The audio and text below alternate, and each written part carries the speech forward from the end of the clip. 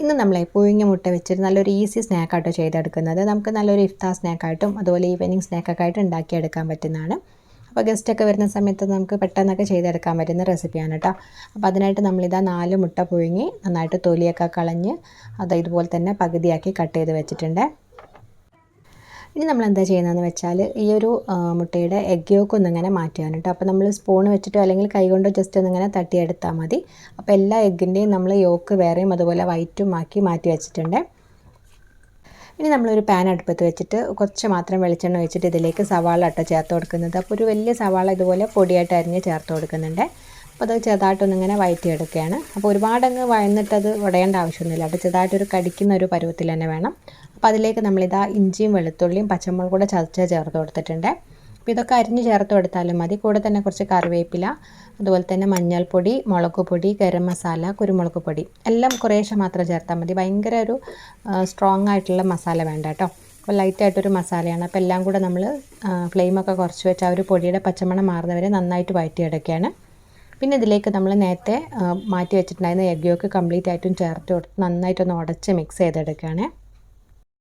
പിന്നെ ഇതാ ഞാനൊരു ബൗളിലേക്ക് കുറച്ച് മൈദ, മഞ്ഞൾപ്പൊടി, കുരുമുളകൊക്കെ എടുത്ത് വെച്ചിട്ടുണ്ടായിരുന്നു. ആ ഒരു ഭാഗം എൻ്റെ അടുത്ത് നിന്ന് കട്ടായി പോയിട്ടോ.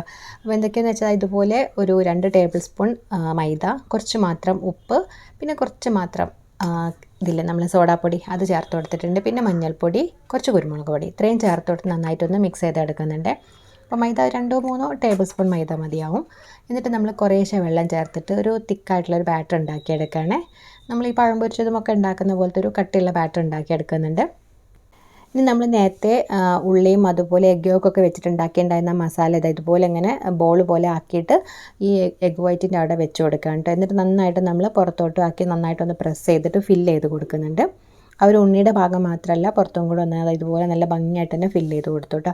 അപ്പോൾ ഞാൻ ആ ഒരു മസാല കംപ്ലീറ്റ് ആയിട്ടും ഇതിലേക്ക് തന്നെ ചേർത്ത് കൊടുത്തിട്ടുണ്ട്. അപ്പോൾ അതാണ് നമ്മൾ ഒരു സവാള മാത്രം യൂസ് ചെയ്താൽ മതി കേട്ടോ. ഈ ഒരു ഇത്രയും 4 മുട്ട വെച്ച് ചെയ്യുകയാണെങ്കിൽ ഒരു മീഡിയം സൈസിലുള്ള സവാള മതി. അപ്പോൾ നമ്മളിതെല്ലാം ചെയ്തെടുത്തിട്ടുണ്ട്. നല്ല ഭംഗിയുണ്ടല്ലോ ഇങ്ങനെ കാണാൻ തന്നെ. അപ്പോൾ ഇങ്ങനെ തന്നെ നമുക്ക് കഴിക്കാനും നല്ലതാണ്. എല്ലാം കുക്കായിട്ടുള്ള സംഭവമാണല്ലോ. അപ്പം ഞാനിതൊന്നും ജസ്റ്റ് ഇങ്ങനെ ഒരു മുക്കി പൊരിക്കുകയാണ് കേട്ടോ ചെയ്യുന്നത്. അപ്പോൾ നമ്മൾ നേരത്തെ ഉണ്ടാക്കിയിട്ടുണ്ടായിരുന്ന ഒരു ബാറ്ററിൽ ഇതുപോലെ നന്നായിട്ടൊന്ന് മുക്കി പൊരിക്കുന്നുണ്ട്. അപ്പോൾ ഈ സമയത്ത് നമ്മൾ ശ്രദ്ധിക്കേണ്ടതെന്ന് വെച്ചാൽ ആ ഒരു മസാല നന്നായിട്ട് കവറായിട്ട് വരണം കേട്ടോ. അല്ലാന്നുണ്ടെങ്കിൽ ആ എഗ് യോക്ക് ഇങ്ങനെ എണ്ണയിൽ തട്ടുന്ന സമയത്ത് പൊട്ടിത്തെറിക്കും. അപ്പോൾ അതൊന്ന് ശ്രദ്ധിച്ചാൽ മതി. അപ്പോൾ എന്നിട്ട് നമ്മളിത് മീഡിയം ഫ്ലെയിമിലാക്കി തിരിച്ചു മറിച്ചു വിട്ടിട്ടൊരു നല്ലൊരു യെല്ലോ കളറാകുന്ന സമയത്ത് നമ്മൾ കോരിയെടുക്കുകയാണ്. നല്ല ടേസ്റ്റി ആയിട്ടുള്ള റെസിപ്പിയാണ് കേട്ടോ. നല്ലൊരു ബജ്ജിയാണ് നമ്മൾ ഉണ്ടാക്കിയിട്ടുള്ളത്. അപ്പോൾ നമുക്കല്ലാതെ തന്നെ ബജ്ജി നമ്മൾ ഈ മുട്ട ബജ്ജി നമ്മൾ പല രീതിയിൽ ഉണ്ടാക്കാറുണ്ടല്ലോ അല്ലേ. ജസ്റ്റ് മസാല മാത്രം എഗ് യോക്കിലാക്കിയിട്ട് ചെയ്യാറുണ്ട്. ഇതുപോലെ നമുക്ക് ഉണ്ണി വെച്ചിട്ട് ചെയ്യാം. അല്ലാതെ ചമ്മന്തി ഉണ്ടാക്കിയിട്ട് നമ്മൾ ഫില്ല് ചെയ്തിട്ട് ചെയ്യാറുണ്ട്. ഇതൊരു പ്രത്യേക ടേസ്റ്റ് തന്നെയാണ് ആ ഒരു എഗ് യോക്കൊക്കെ മിക്സ് ചെയ്യുന്നതുകൊണ്ട് തന്നെ. അപ്പോൾ എല്ലാവരും ഒന്ന് ട്രൈ ചെയ്ത് നോക്കുക. ഫീഡ്ബാക്ക്സ് അറിയിക്കുക. വീഡിയോ ഇഷ്ടമാണെങ്കിൽ ചാനൽ സപ്പോർട്ട് ചെയ്യാനും മറക്കരുത്.